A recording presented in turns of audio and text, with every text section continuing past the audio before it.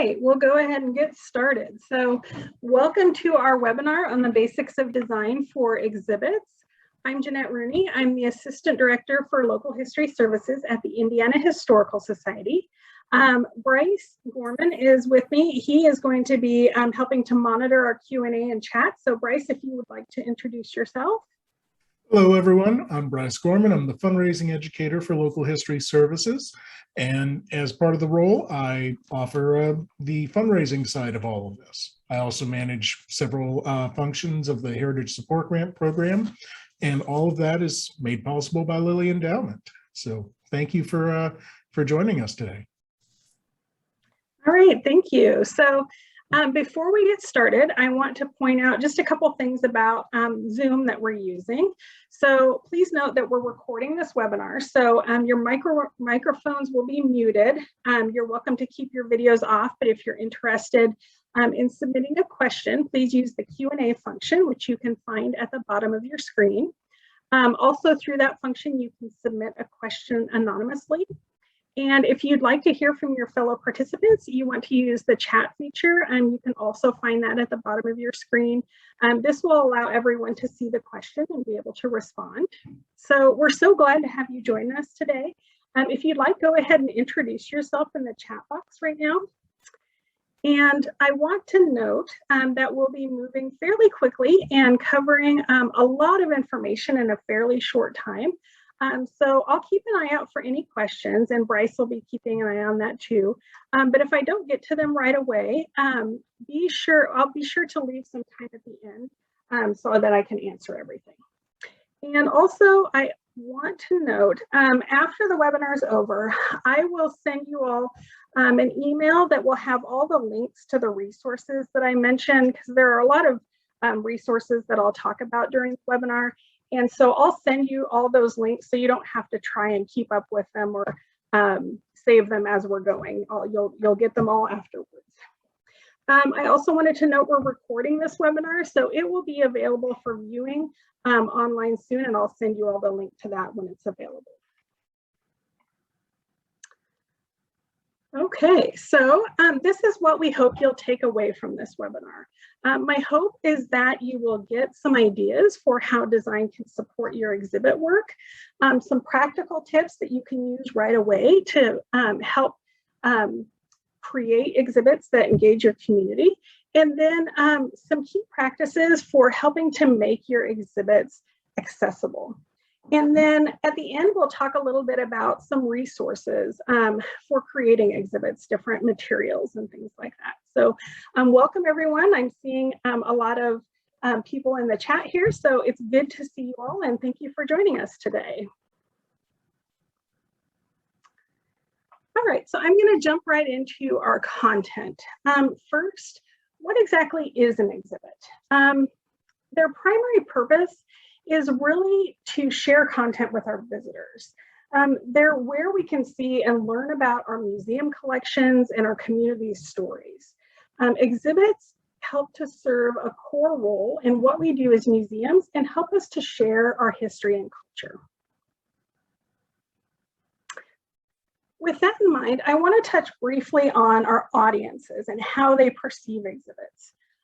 So first, even though exhibits are a fantastic way for museums to share information, and many people really enjoy taking in information this way, the majority of our visitors won't actually spend a ton of time in an exhibit looking at everything. Studies have shown that on average, say in about a 2,000 square foot room, people will maybe spend less than 10 minutes sometimes. So what this really means is we need to make that time count as much as possible.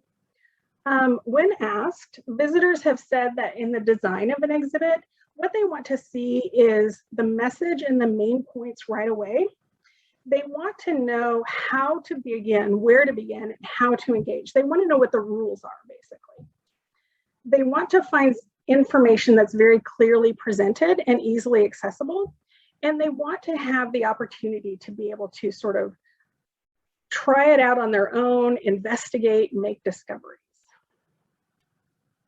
We can basically meet all of these needs through good design.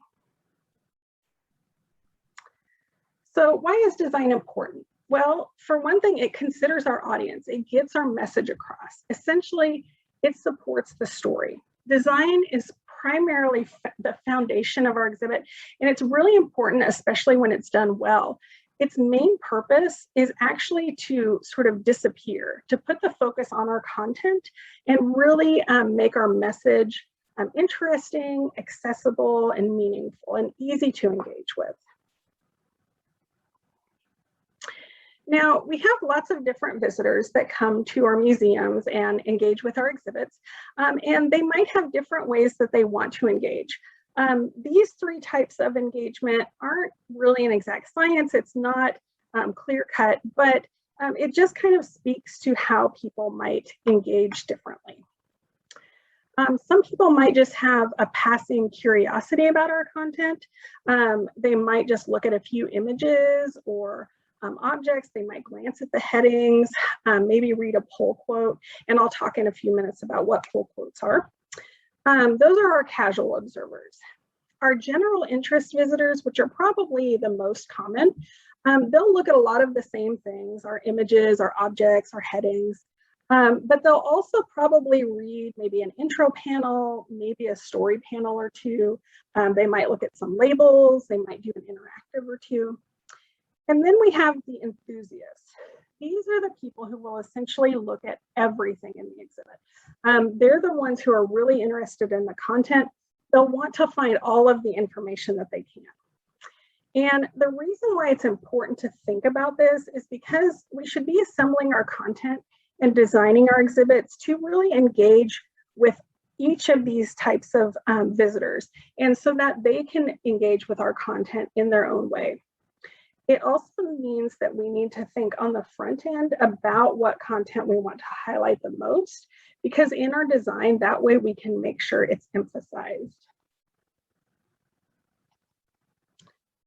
So what that means is essentially providing visual clues for your visitor.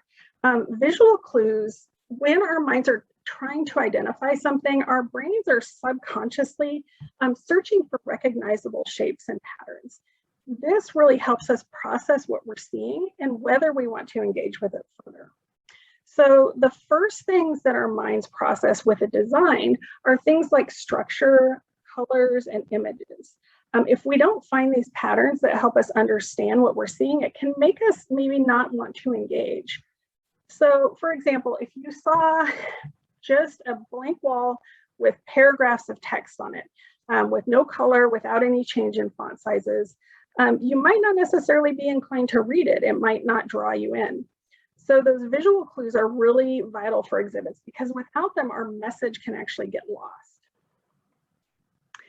So you can see in the example here, you can get the immediate sense that this is about baseball. So probably the first thing you saw, and the angle's a little weird here, but you see the man holding the baseball bat. And then there's a banner there that says Hoosiers win.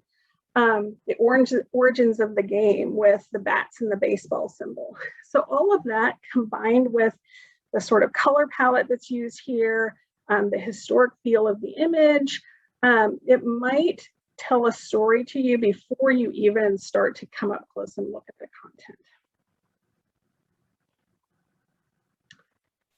So when you're pulling together your content and considering how to lay out an exhibit, think about what things you can emphasize and get across right away. So depending on your exhibit or your display size, consider one or more large images or graphics that can really convey meaning. Be sure your exhibit title and any headings are large and bold, and we'll talk a little bit about font sizes in a bit. And think about your color scheme and how it gets the message across. We'll go on to all of these three aspects in a little bit more detail, but one other thing I said I would mention is pull quotes. So we see pull quotes quite a bit in magazines, but they can be really effective in exhibits as well. A pull quote is a key phrase or a quotation that's pulled from the text and used as a graphic element to attract the reader's attention and hook their interest. So here, you can see the pull quote, and I'm really sorry, it's a little difficult to read in the photo. It was much bigger in person, but it says, once you've spent 2 years trying to wiggle one toe, everything is in proportion. And it was a quote by FDR.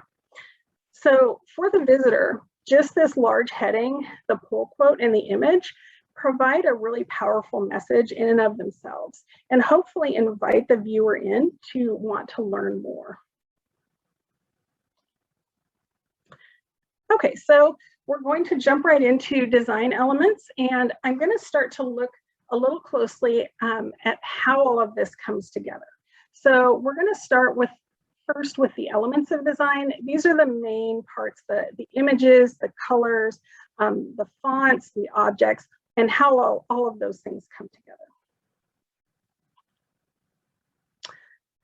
All right, so choosing our content, one thing I want to note is that with design, there are general guidelines, but there's also a lot of room for creativity. So I'm going to give you a lot of the general rules, but remember, you can get creative. You can use these as a jumping off point and have fun with your design. So sometimes it can be really great to have a bunch of photos on display for people to look at, but it really depends on the specific exhibit and your aims and goals. For the most part, if you want your exhibit to tell a story, you'll want to focus on only what best conveys that story and stay focused on what the visitor will see. So if you have a lot of content, and I know as museums, we all have a lot of good content that we want to work with and share with our audience, but we need to try to whittle it down a little bit. And you can try this using a decision matrix. So this is a sample decision matrix you can use for choosing images or objects. In this one, what you would do is list your images or objects to the left there, where it says like image 1, image 2, image 3. And then if you are, say, working with a group or in a conference room, you could put your images up on the wall and then number them, or you could do this individually. Then what you would do is go across and assign a score in each image, in each box, with 10 being the highest and 1 being the lowest. So you would consider things like, what is the physical quality of a photograph? Is it in good shape to be put on exhibit? Can it be scanned in high resolution or for a large reproduction? How well does this particular image tell the story? Can it stand alone? That is, does it convey a story without words even? Is it compelling? Does it make the viewer feel some emotion? Is it eye-catching? Is there action going on? Are there people? What are their expressions? Is there movement? Is it interesting? And is it unique? Are there other images just like it or very similar? If that's the case, maybe only just one. And you can just use that as sort of the representative of that. And I saw a question about the decision matrix, and I will be happy to send a copy of this out with your resources. So then when you've scored each image, you can tally up the totals. If you're doing this as a group and you have each person do this individually, you can tally them up and kind of compare them and discuss them as a group and see which ones come out on top. And then you can make some decisions about what to include. Okay, so for example, based on our criteria, say if we were creating an exhibit about apple orchards and cider, and you could only choose 2 of these 3 images for an exhibit, which one might you eliminate? So I'm going to give you a second. If you want to put your selection in the chat, let me know just by number which one you wouldn't choose if you only had to pick 2 and you had to eliminate one of them.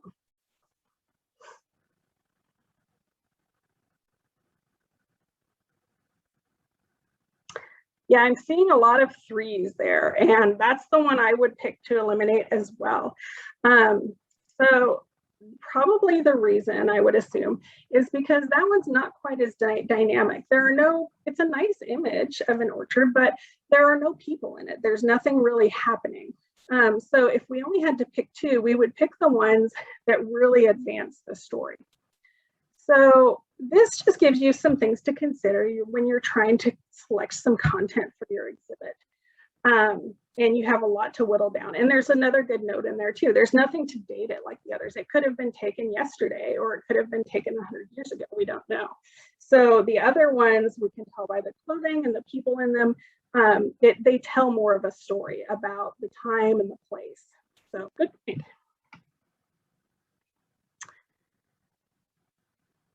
Okay, so we're going to move on just a bit to using color. Color will set the tone for your entire exhibit. It creates emotion. It can help convey your theme. There are whole books on, and even whole semesters of college classes on color theory, color psychology, color palettes, all those types of things. But what I'm going to do is share just a few tips that will hopefully make it a little bit easier. Because color can be really intimidating. I feel intimidated sometimes when I get started trying to choose a color palette and things. So hopefully this will help make it a little easier to work with. So first, you always want to remember to make sure that your color scheme supports your story. So earlier we talked about visual clues. Color is a definite part of that.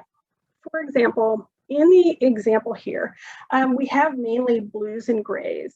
That kind of gives the feel of like hospitals, a sterile room, laboratories. And then we see some pops of red.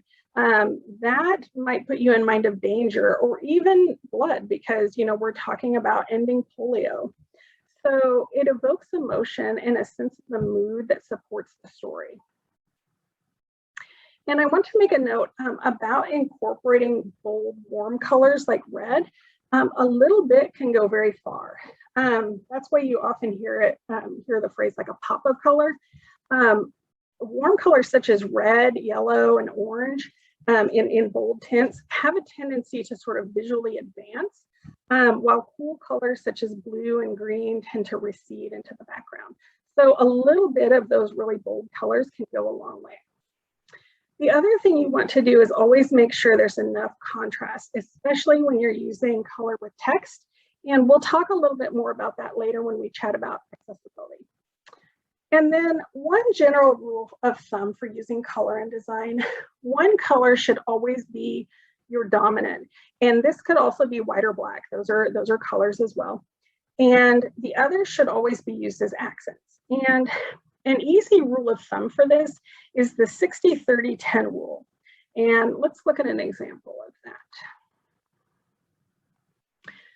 So if you're just getting started with color, this can be a really helpful tip to follow. The 60-30-10 rule is used a lot in interior design. It can be really great for graphic design and exhibits as well.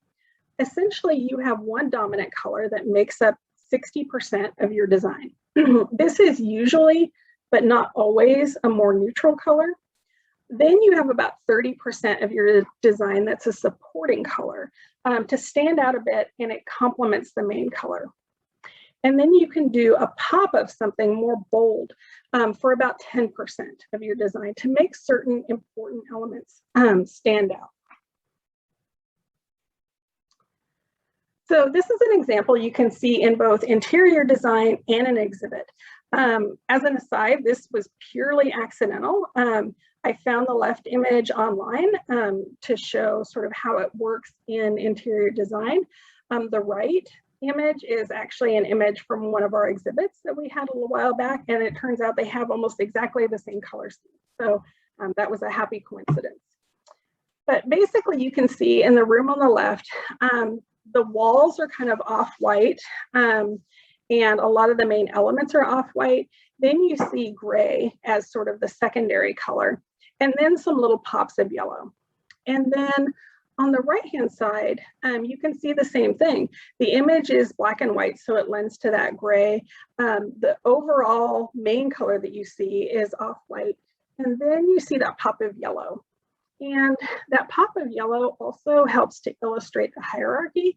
So if we're looking at the image on the right, we see a very large camera image. So that catches your eye. Then the yellow also catches your eye and says, oh, this is something important to pay attention to. So some of those aspects can be really used to help illustrate that hierarchy. in our design and be used to draw in our visitors' attention and interest. All right, so there are lots of ways you can come up with color schemes. Here are a few places you might want to start. If you have an image in color, you can use that as a jumping off point. There are websites, I gave you two here, so Coolers and Canva. You can upload an image from your collection, and it will, if you have an image in color, and it will pull color schemes. And these ones that it shows here are actually only a couple of the many different combinations that you can pull up from it. So that can be a really handy tool for color schemes. Another one I like is paint stores. So paint stores like this have a lot of color schemes that are ready-made for an interior design. And those can be really good jumping off points for graphic design and for exhibits as well, especially because a lot of paint stores also tailor towards historical eras in architecture. So you can actually maybe even find a color scheme that fits the era that you're looking for. And then there are also a lot of online places to find color schemes. If you just Google color schemes or search color schemes in Pinterest, you'll find all kinds of fun ideas to get started. So here we have two of our traveling exhibits, and you can see how the color schemes support the different stories. I'm going to ask you in the chat if you want to say, what do you see is the main difference in the color schemes between these two different exhibits? How is color used differently in these two?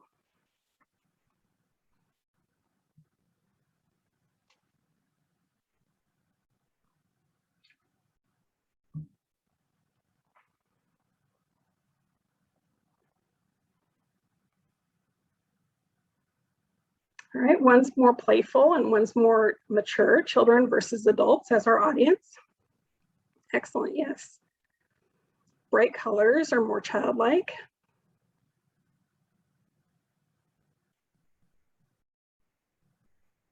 Yeah, exactly, very good.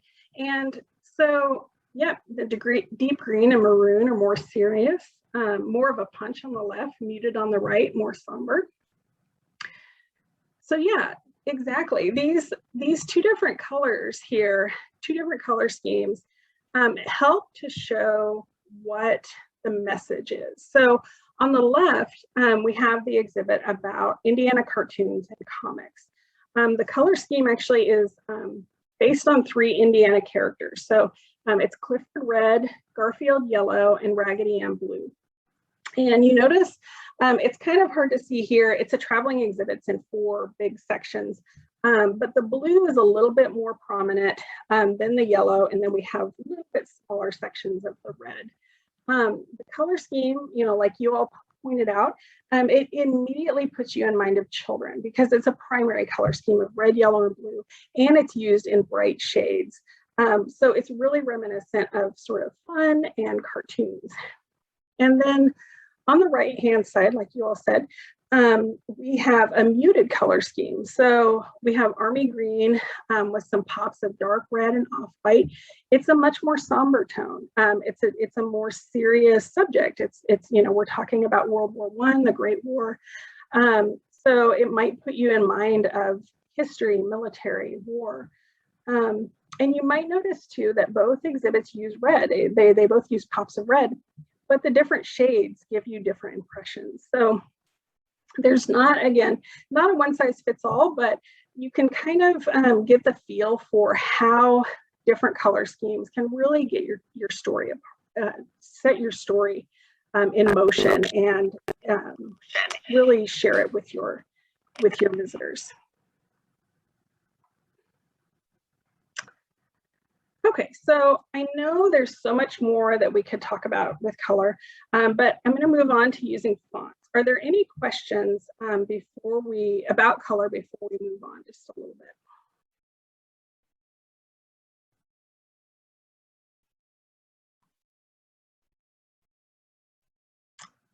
Okay. So a couple tips about fonts. They are like color and like images, they can help tell your story and provide visual clues. So if I could just use one tip, I would say make sure you're using them in moderation. If you're just getting started with design, try to use no more than 2 fonts for your entire exhibit.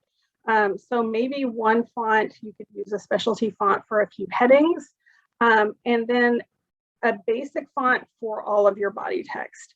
Now you can vary the size of your fonts, but as far as the types of fonts, I would stick to no more than 2. So use them in moderation. Some specialty fonts can look a little bit outdated. There are whole websites devoted to some of these fonts. So be on the watch for how the fonts you use support your story and your theme and your design. One great resource here I have, defont.com. That can be a fun place to find fonts. Sometimes you might need to credit the creator, but you can look at that and it can be a great place for inspiration for different fonts. So some rules of thumb. Again, back to hierarchy, make sure that your headings are large and bold enough to create lots of contrast and make them stand out. If you want to try to use 2 different fonts, you can use a specialty font for your headings and then use a basic font for the rest of your text. And then serif fonts have a tendency to look more formal and traditional. Sans serif tend to look a little bit more modern and relaxed. So serifs, you can see in the bottom right here, those are just the little bits at the ends of the letters. Sans serif just means without serifs. So either can work well. It really just depends on the look that you're going for. Okay, so here you see our old friends, the traveling exhibits again. But this one, let's look at the fonts. So on the left-hand side, we see the cartoons exhibit, and it uses a fairly bold sans serif font. And it uses a much larger, sort of bolder text for the headings. And the sans serif font fits really well with the idea of more informal, fun cartoons. It's similar to what's used in comic strips, so it feels like it works well with the theme. And then on the right-hand side, for our more sort of somber exhibit, we have the serif font, which is more in keeping with sort of the weightier subject and gives more of a historical feeling. It might put the viewer in mind of maybe historical printing presses in newspapers. So it gives you a very different feeling. Okay, so for this slide, it's better if I don't say anything. So I'm just going to pause for a second and let you all read this one.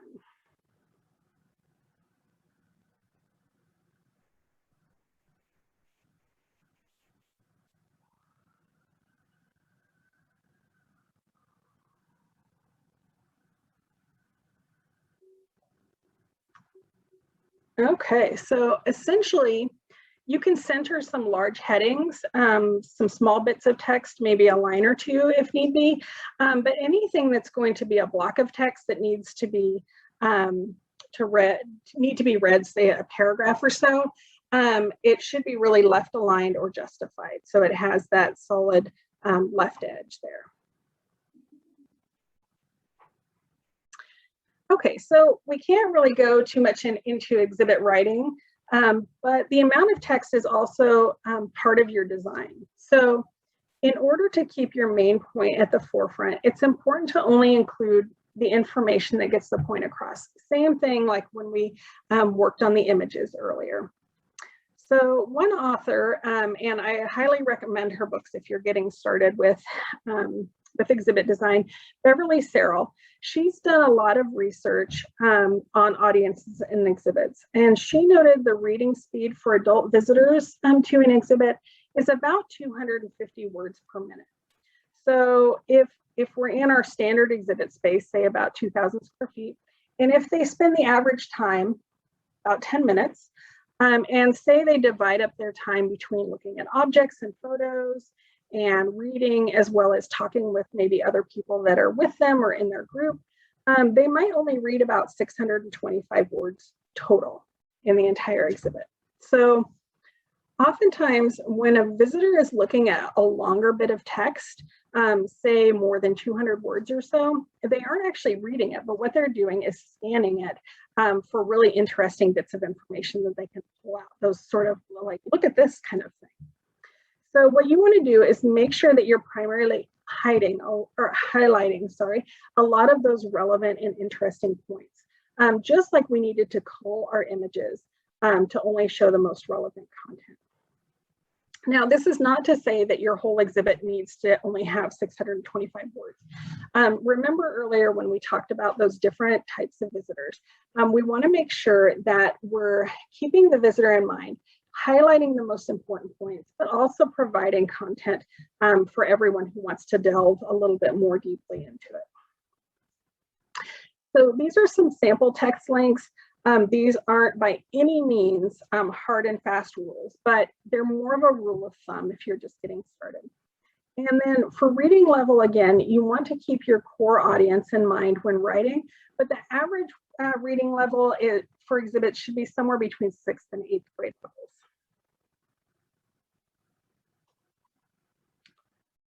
Okay, one other note, we'll get into this a little bit more when we talk about accessibility, but I also wanted to mention font sizes.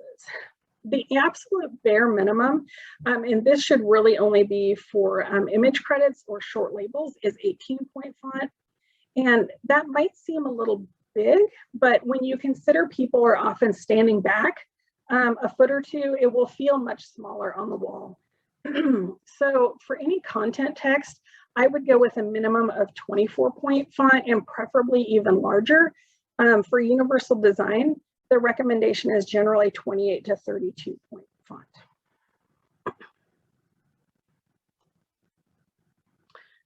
Okay, so one last thing before we move on to layouts, I want to mention mood boards. So this is something that can be really helpful when you're just coming up with the idea of an exhibit and trying to get the feel for it and see what it's going to look like. It's something we've done here at IHS when we're working on an exhibit.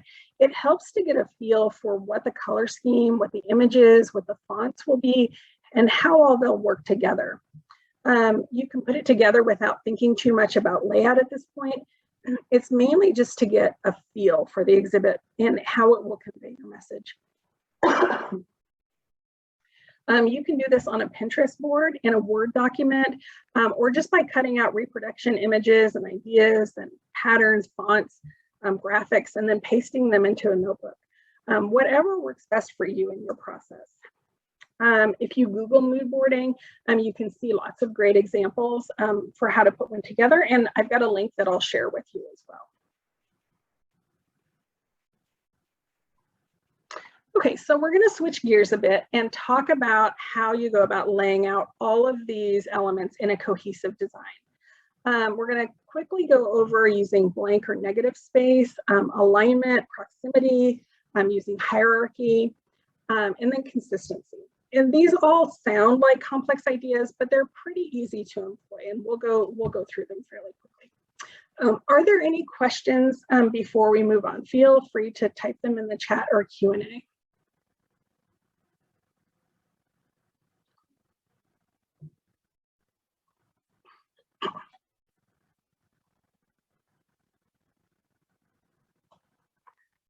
Okay, so let's dive into some layout tips. Just as when you're gathering all of your research and your notes, and you'll want to collect all your images, also, again, like you're doing with a mood board, collect your objects, your color scheme, your fonts. You want to determine your spatial requirements for the exhibit, including your measurements. So there was a question about a reading list. So I'm going to send you a bunch of links, and I'll include a few good books in there too. There are some really, really good books out there on museum exhibits, and I'll include the titles for those as well. So what you can do is you can create a 1-to-1 grid of your wall space. So that's like 1 foot to 1 inch. And then you can play around with how you want things to appear and in what order. You can do this using paper and cutouts. You can do it on a computer, using an Excel sheet. Just play around and get a feel for where you want things to be and how you want them to be organized. Okay, so when you're laying out your content, don't forget to leave some blank space in your design. You'll also hear this called white space or negative space in graphic design articles. It's all essentially the same thing. Basically, it's important to give the eye a place to rest, and so that your visitor doesn't feel overwhelmed by seeing too many things on the wall at the same time. If you leave some blank space, it helps with the visual hierarchy also. By not making things feel overcrowded, it allows certain elements to stand out. And it's also why, again, it's important to hone down your image and your content choices. And then again, this is where it's really important to remember our audience and really tailor our content to the most important points. And then the next thing is alignment. With alignment, you can be creative, but it should always feel intentional. So there have been many times when I've been somewhere and seen a picture on the wall that is crooked. And it can be kind of distracting. I end up not remembering what the picture was at all, or even seeing it, but I noticed that the frame is crooked. And so that can be kind of distracting. And it's the same way in exhibits. It doesn't necessarily mean that everything has to be perfectly lined up, but consider how you're going to create structure and alignment that feels intentional.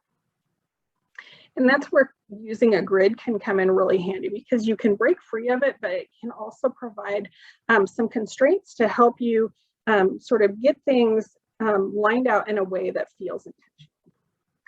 And another aspect to consider is the subject of any images. So if you have, say, people or animals or even some objects like a car, if they're facing a certain way, say off to the left, our eye often tends to want to follow the way that they are facing or the way that they're looking. So maybe if you have a person in profile or an animal walking or flying in one direction, see if you can make sure that their direction is pointed in towards your content rather than away, so that the focus keeps coming back into the exhibit and creating a natural flow.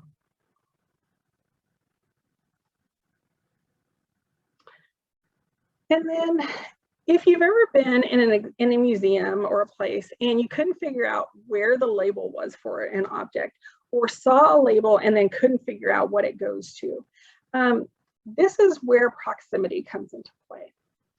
Basically, all this means is that things that go together need to be grouped in a logical way to be understood that they go together. So labels for images should be placed in proximity to one another so that they can be seen as connected. Sometimes this just won't work. I've seen museums use a numbering system sometimes to match numbered labels to numbered objects, and that can work well too. But also, on the other hand, if you want two things to not be seen as connected, put some space in between them. That helps the visitor to be able to see that these are two separate ideas and should be engaged with differently.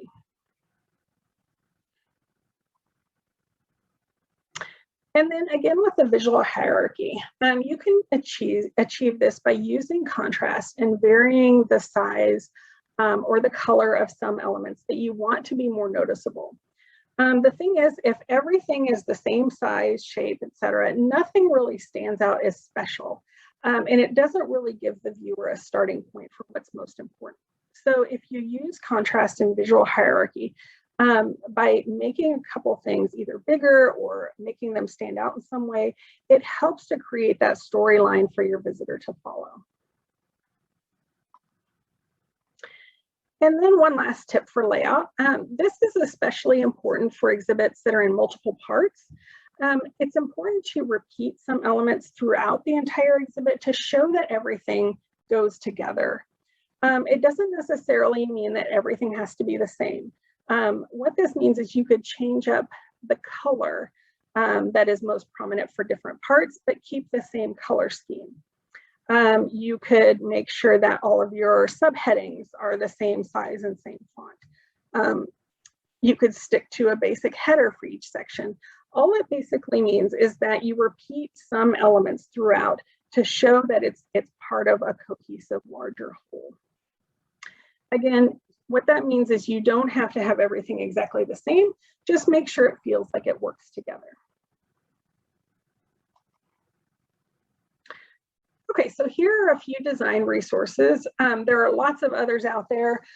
If you're working with a printing company, make sure you talk to them about what they use and how to best get your design to them. They might have specific specifications that they want, or they might recommend a specific service to use or resource. So always talk to your printer as well. Canva is a very well-known now design platform. It's free for the basic services. It does offer some upgrades for a fee, but it's really great to use.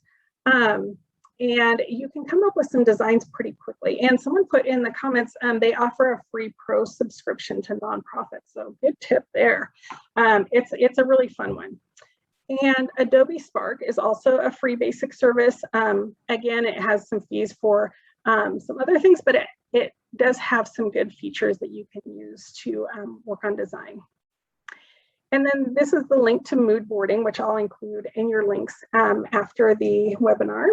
And that can help you get started on collecting your images and your fonts and colors and designs. You can even work with just a desktop program like Photoshop or Microsoft Publisher or even Word if you're just getting started. And then of course you can also kind of do things by hand and play around with it to get started that way.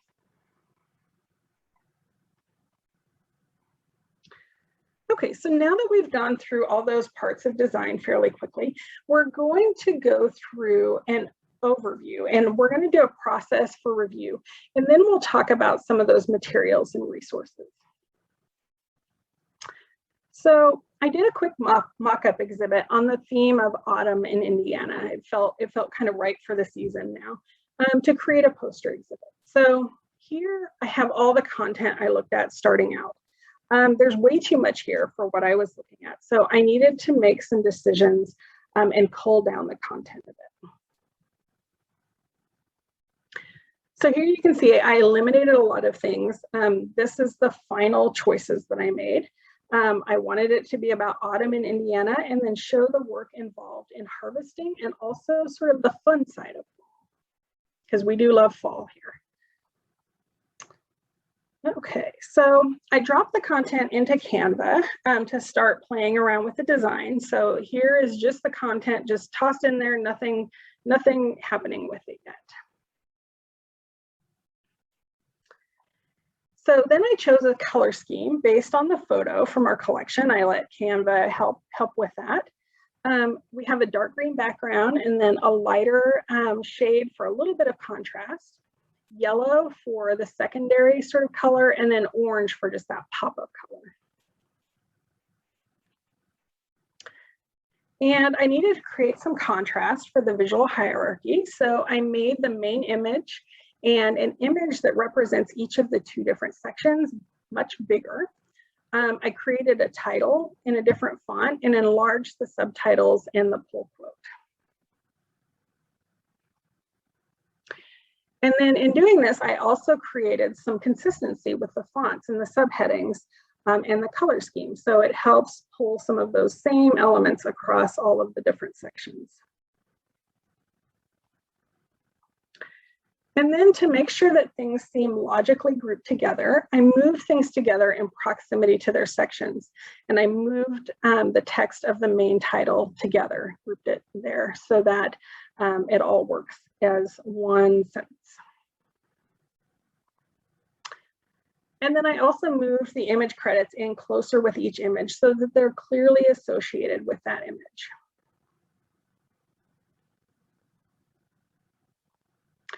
And then finally, I adjusted the alignment until I was really comfortable with where everything is placed. I took care to make sure that the alignment works. So not everything is completely in line. You can see like fall fun kind of goes a little higher than the line that I use for the text on the previous, but it also kind of centers with the autumn. So again, not everything's in line, but it feels a little bit more like it works together. And again, you can use lines or a grid to help you with your arrangement, but don't feel confined by it. Once you start to feel comfortable with it, you can get creative, you can break free of it. It just is really there to help provide some structure and make things feel a little more cohesive. Okay, so then here's our final display mock-up on a wall with the silhouette of a person in for scale. You can take a photo if you're working on a wall in your museum. You can take a photo of the space with a person in there, and then use that photo to kind of play around with your alignment and your placement. And again, this is just using a poster style. You could print an image on adhesive vinyl to take up the entire wall. You could paint the wall and have it take up a bit more space. This is just one of a lot of different options you could go with. And then if we want to, we could add more to this. We could add in another pull quote or add something else there. If we want more images to be available, we could add in a flip book on a stand, or an iPad or a photo viewer with a slideshow of images for the enthusiasts who want to see more content. And a lot of these same principles, I know I've been talking a lot about sort of flat designs on a wall, but a lot of these same principles also apply to using objects together and with wall displays. So consider all of those same aspects, tailoring the content so that it's not overwhelming. You don't want to have a display case too packed with items. You want to give the composition a bit of breathing room. Again, still you want to give the eye a place to rest. Not having everything packed in too much will ensure that the important parts are really highlighted in your story. So consider how you can make it visually appealing. You'll always want to put larger items towards the back with smaller items in front of those if you have smaller items. You can use risers to make certain parts stand out and vary the height of certain pieces to add some visual interest. And then again, still here, you want to group items for proximity, such as items on a similar theme group together. And then make sure that your labels are clearly paired with the objects that they go with. And then if you have a background behind it, think about how it balances with your background. Visualize it as a whole comprehensive image and still consider your fonts, your color choices, and your images.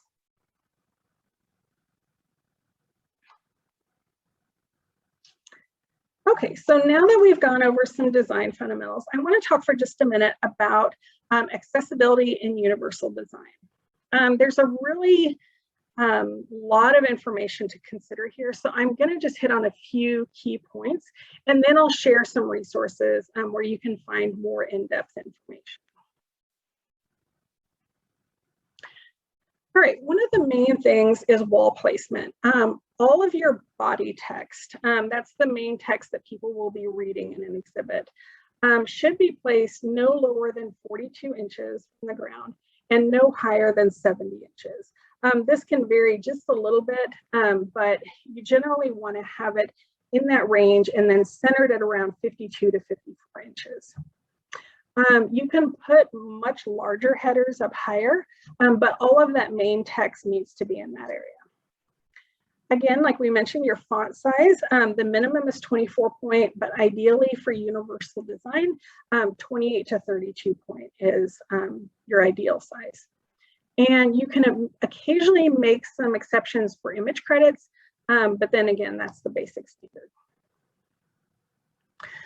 For any body text, you want to use a basic serif or sans serif font and avoid using a lot of italics and avoid using all caps with your content text. Again, the rules are a little bit different for larger headings, but this is the standard for your reading text. And you also want to use a non-glare finish on any text panels. So be sure to talk to your printer about that.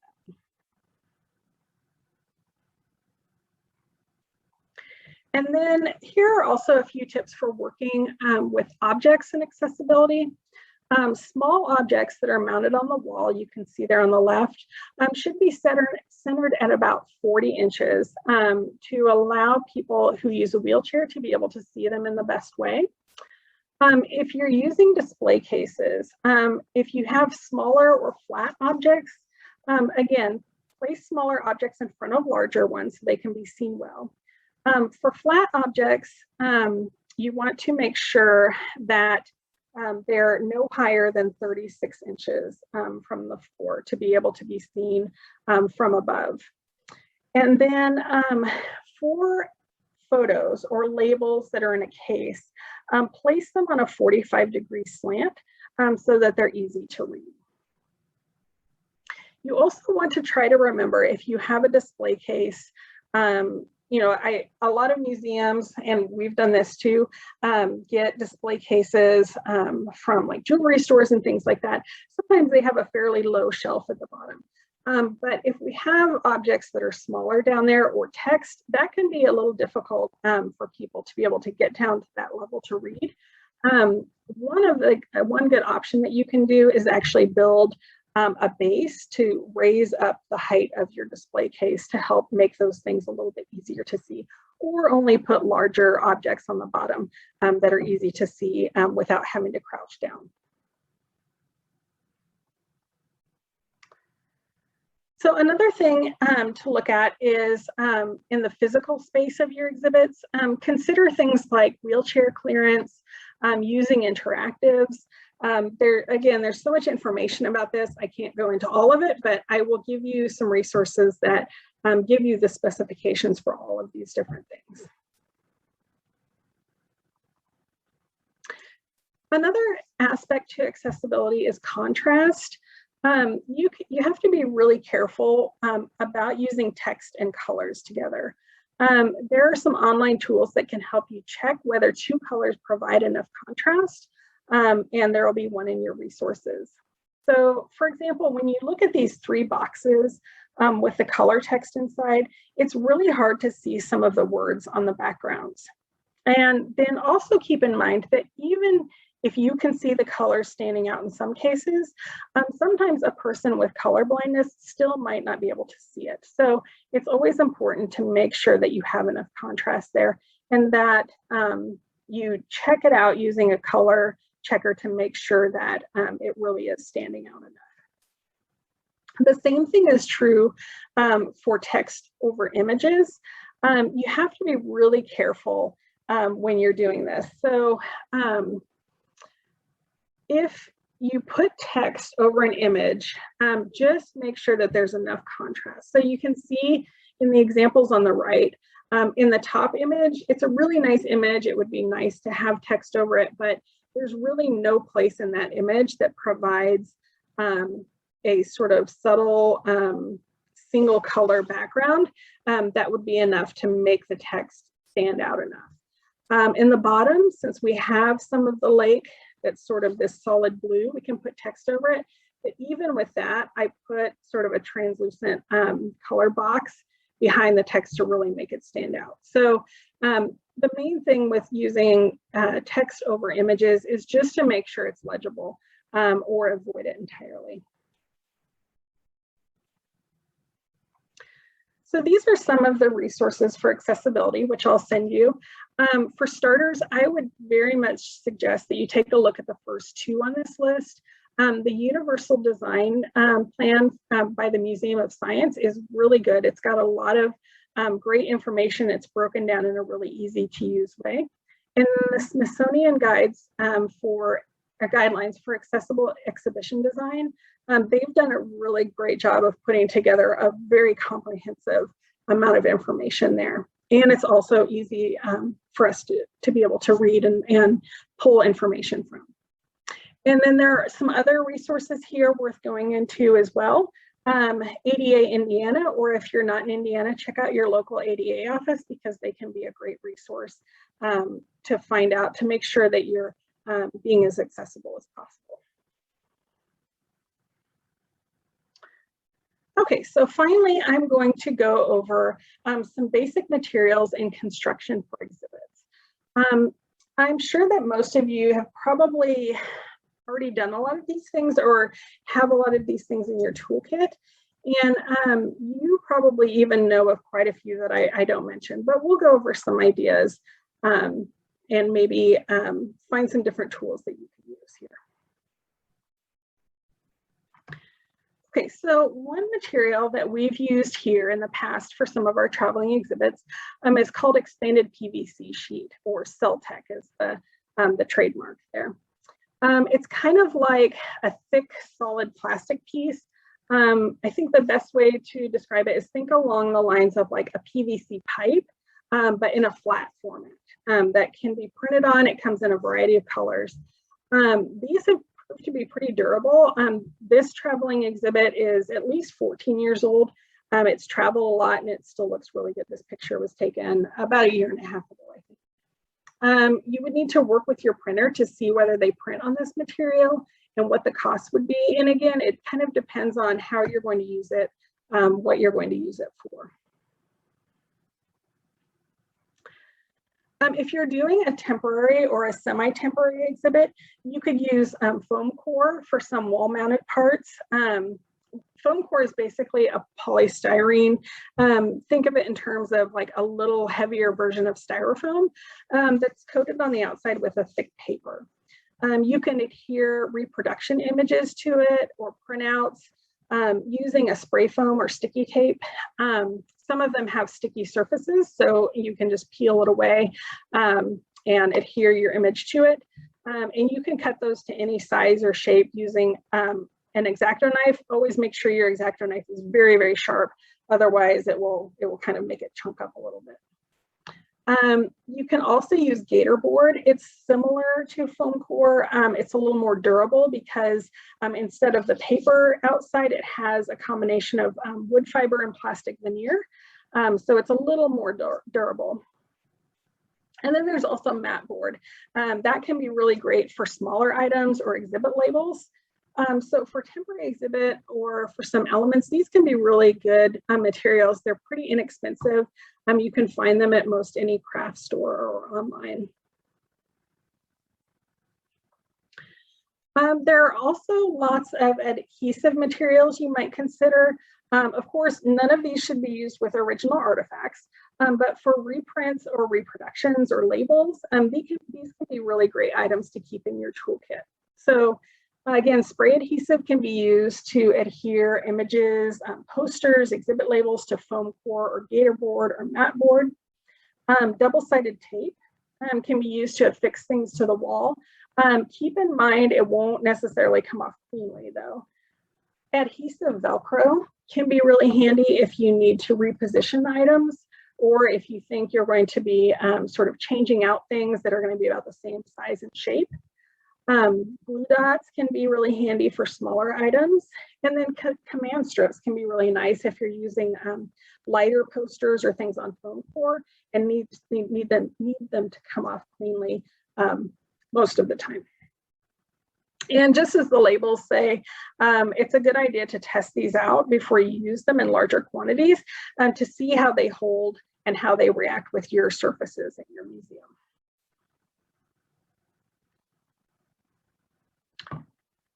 Okay, another way that you can give your exhibit a really nice look for not a lot of money is by using standoffs. Standoffs basically consist of a rod that is screwed into the wall, and then it has a piece that goes through a hole in your display board or plexiglass, and then allows the image, and then it basically screws in from the front, or some of them slot from the sides to hold this, but it allows the image to stand out from the wall surface. So again, you can get ones that go through a hole in the board or are slotted to hold the edges. And then I've got a couple of links for where you can find these. Sets of 4 start at about $20, but you can also use them over and over. So depending on how you're going to use them and what you're going to do with them, they can be really handy. If it's going to be more temporary, you can also get this effect by adhering small blocks of thick foam core to the back of your mounted image and then adhering it to the wall, which will make it stand out from the surface and give a little bit more dynamic look. If you wanted to pay a little bit more upfront and get some reusable display materials, you can do acrylic, also known as plexiglass. Display holders, they often come with standoffs and they come in all different sizes. You basically have two pieces of plexiglass that you sandwich together with your image in between. You can use them again and again. You can also try making your own with flat pieces of plexiglass that you would then drill the holes in and then use standoffs with, or you can buy them prepackaged. And then picture frames are always a great tool to have in a museum toolkit. So if you know that you're going to be just changing out images periodically and that the prints will be about the same size each time, the snap open frames can be really handy. You just mount them to the wall. A lot of businesses use these. You see them at like movie theaters. You mount them to the wall and then the front edges of the frame snap open, and then it makes it really easy to just lay the picture in there and then snap them closed again. And then also traditional frames. You can buy them at virtually any hobby store, and you can use those again and again.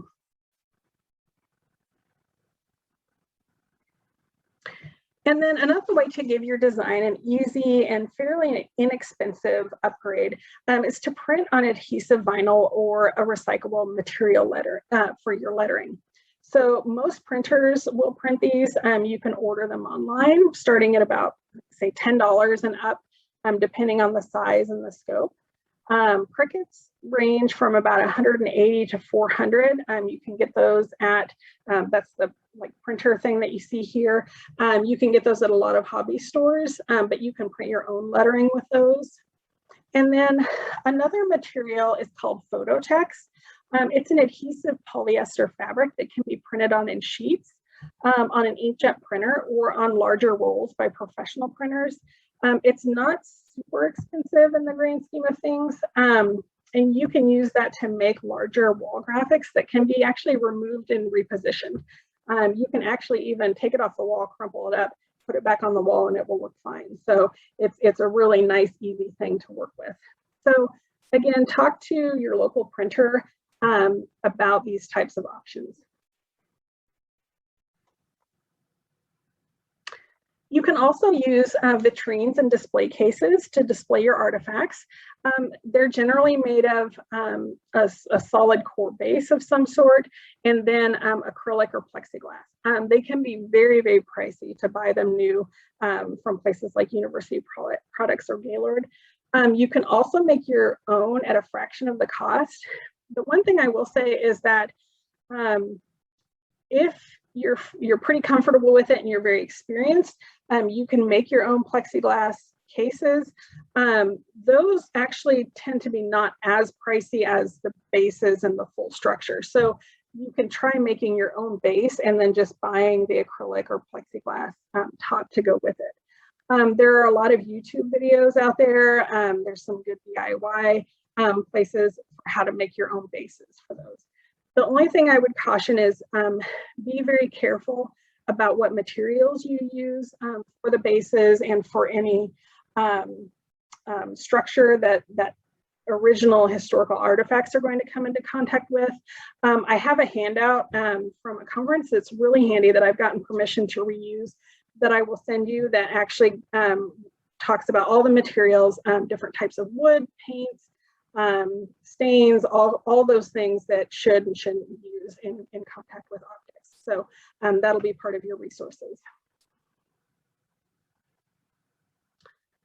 And then finally, if you want to do something that's a little more flexible and movable, there are some options for temporary exhibits. One thing that I've seen, a lot of museums can purchase movable walls specifically for your museum. They tend to be a little more pricey.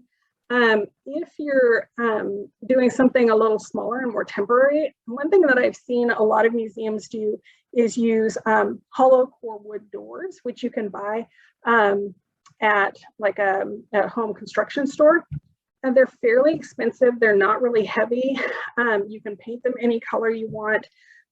You can hinge them like you see here using double action hinges. The double action hinges allows the doors to be moved in either direction. You can also just, if you just want one, you can put a solid wood base on it. You could put feet on them, put casters on them, all kinds of different things that you can do with those. It's fairly inexpensive, and they can make a really nice display area. And then we also have newer style exhibits. The one on the left, the one that we saw earlier, that we have custom made. Our fabricator in-house makes aluminum frames for those that magnet together. But we have printed, they're just fabric panels that pull down over them.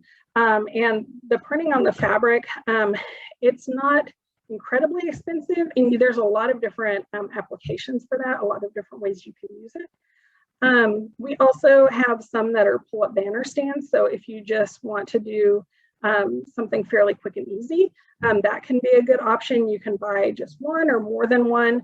The only thing I would say about the banner stands is they don't always stand up perfectly, so if you have a couple together, they can look a little bit wonky because they won't always stand up straight together. But they are easy to move, and if you need to move something around, there's lots of different layouts and styles available, and they do look pretty good as a finished product. Okay, so here's the list of printers and suppliers. I always recommend that you first check with your local printer. If you have a local place in your city or region, it's always great to talk to them first and support them. But if not, here are some other good options. We use Reprographics here in Indianapolis. They have 2 locations in Indiana. And then Signorama and Fast Signs have locations all over the world. And those can be really good options to talk to. And if you're just looking for all kinds of exhibit supplies, Displays to Go, and then the Great Big Museum Exhibit Resource List from Paul Orsley are both really good options as well. Okay, so that wraps it up. We've got a few minutes left. I know that was a lot of information that we covered in a very short period of time.